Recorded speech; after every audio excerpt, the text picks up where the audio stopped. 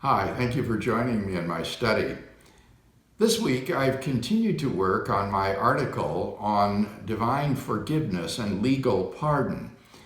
And in my study of legal pardon, a remarkable insight has emerged concerning the question whether a pardon serves to remove a person's guilt. Early Supreme Court decisions affirmed that a pardon blots out the guilt of a criminal offender and constitutes him a new man, very much like a divine pardon cancels the guilt for our sins and makes us into new persons. But subsequent decisions of the court eroded that sweeping assertion and often said that pardons do not serve to blot out the guilt of a past offense, but that the law sees that offense. And what became very clear to me in my study of these decisions is that these court decisions that claim that a pardon does not expunge guilt are working with a very different definition of guilt than the definition that underlay the original Supreme Court decision. In these court decisions that claim that a pardon does not remove guilt, the court equates guilt with the simple property of having committed the offense in question. And the court says that just because a person's pardoned doesn't mean that he no longer has committed that offense. He will always be guilty of having committed the crime because a pardon does not expunge or change the past.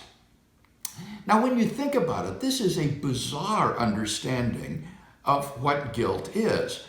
On this view, neither pardon nor punishment could ever remove a person's guilt. If a criminal served his full sentence for his crime and thus paid his debt to society, on this view, he would still be guilty. But on standard retributive theories of justice, the guilty deserve punishment, and therefore he would still deserve further punishment. Justice could never be satisfied. Moreover, on this view, even a divine pardon would not serve to cancel out guilt because God's pardon cannot change or expunge the past. And thus a person pardoned by God would still be deserving of punishment. In effect, this understanding of guilt would sentence everybody to hell, everlasting punishment. When you look at the original Supreme Court decision that says that pardon does expunge guilt, it does not mean that a pardon is a sort of judicial time machine that goes into the past and expunges or blots out the past. Of course, the court can still recognize that the pardoned person did commit the offense, and that is an ineradicable fact.